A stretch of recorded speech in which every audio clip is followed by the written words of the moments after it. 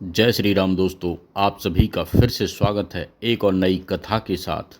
और मैं भगवान से प्रार्थना करता हूं कि आप और आपका परिवार हमेशा स्वस्थ रहे, मस्त रहे। योग प्रेम लीला, श्री कृष्ण गोपियां और अगस्त्य ऋषि की दिव्य कथा। एक बार की बात है कि गोपियों ने श्री कृष्ण से कहा, हे कृष्ण, हमें यमुना पार अगस्त्य ऋषि जी को भोजन कराने जाना है और यमुना जी में बाढ़ आई हुई है, जल बहुत अधिक है। अब आप बताओ हम कैसे जाएं? भगवान श्री कृष्ण ने गोपियों से कहा कि तुम यमुना जी के समीप जाओ और उनसे कहना कि हे यमुना जी, अगर श्री कृष्ण पूर्ण ब्रह्मचारी हैं तो हमें उस पार जाने के लिए मार्ग दो। गोपियां हंसने लगी कि लो, 16,108 पत्नियों वालों ये श्री कृष्ण भी अपने आप को ब्रह्मचारी समझते हैं। सारा दिन तो हमारे पीछे घूमते थे, हमें छेड़ते थे, कभी हमारे वस्त्र चुराते थे, कभी मटकियां फोड़ते थे। चलो ये भी बोल के देख लेते हैं। गोपियां यमुना जी के समीप जाकर कहती हैं, हे यमुना जी, अगर श्री कृष्ण पूर्ण ब्रह्मचारी हैं तो हमें रास्ता दें। और गोपियों के कहते ही यमुना जी ने रास्ता दे दिया। गोपियां तो जैसे सन्न ही रह गईं कि ये क्या हुआ, श्री कृष्ण ब्रह्मचारी।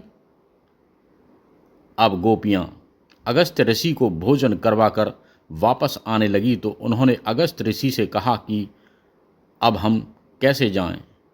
यमुना जी बीच में है। अगस्त्य ऋषि ने पूछा, इस पार कैसे आईं? गोपियों ने बता दिया, हमने यमुना जी से कहा, श्री कृष्ण पूर्ण ब्रह्मचारी हो तो हमें मार्ग दीजिए। और यमुना जी मध्य में से दो खंड में हो गई, मार्ग बन गया और हम आ गईं। अगस्त्य ऋषि ने कहा, अच्छा ऐसा है तो अब तुम जाकर यमुना जी से कहना कि अगर अगस्त्य ऋषि जी आजीवन निराहारी हैं तो हमें मार्ग दीजिए। गोपियां तो माथा पकड़ कर बैठ गईं, मन में सोचने लगीं कि अभी हम इतना सारा भोजन, इतने प्रकार के व्यंजन टोकरा भर भर के लाईं और ये बाबा हमारे समक्ष सब घटक गए और अब अपने आप को आजीवन निराहारी बता रहे हैं। पर चलो ये भी बोल के देख लेते हैं। गोपियां यमुना जी के समीप पहुंचकर बोली, हे यमुना जी, अगर अगस्त्य ऋषि आजीवन निराहारी हैं तो हमें मार्ग दीजिए। और यमुना जी पुनः मध्य में से मार्ग दे दिया।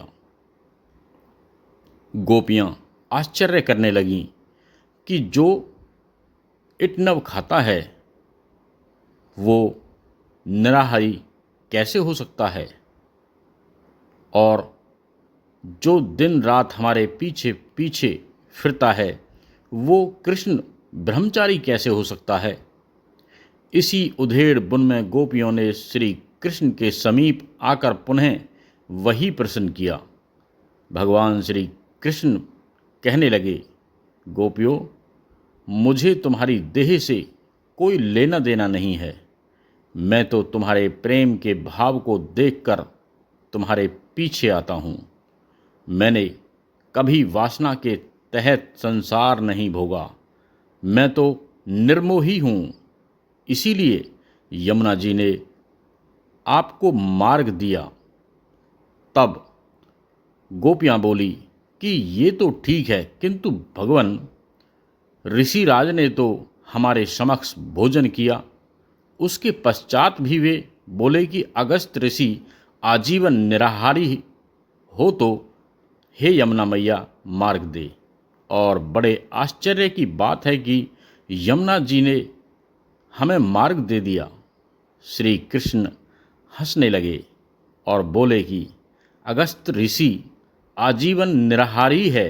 अगस्त ऋषि भोजन ग्रहण करने से पहले मुझे भोग लगाते हैं और उनका भोजन में कोई मोह नहीं होता। उनको कतई मन में नहीं होता कि मैं भोजन करूं या भोजन कर रहा हूं। वो तो अपने अंदर रह रहे मुझे भोजन करा रहे होते हैं।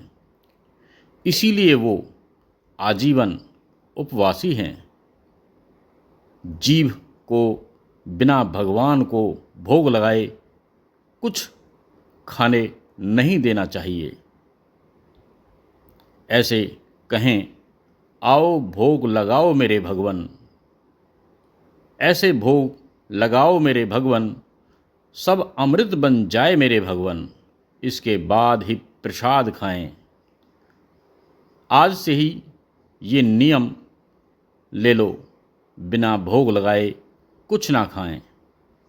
भगवान श्री कृष्ण गोपियों से कहते हैं कि जो मुझसे प्रेम करता है मैं उनका सच्चा ऋणी हूँ, मैं तुम सबका ऋणी हूँ।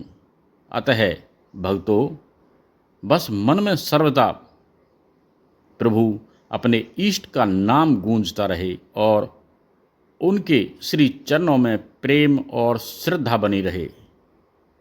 तो दोस्तों, आपको ये कथा कैसी लगी?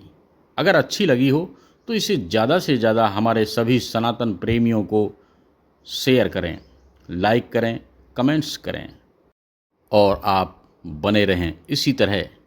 एक और नई अच्छी अद्भुत कथा लेकर हम आपके पास समक्ष आएंगे। तो फिर मिलते हैं एक और नई कथा के साथ।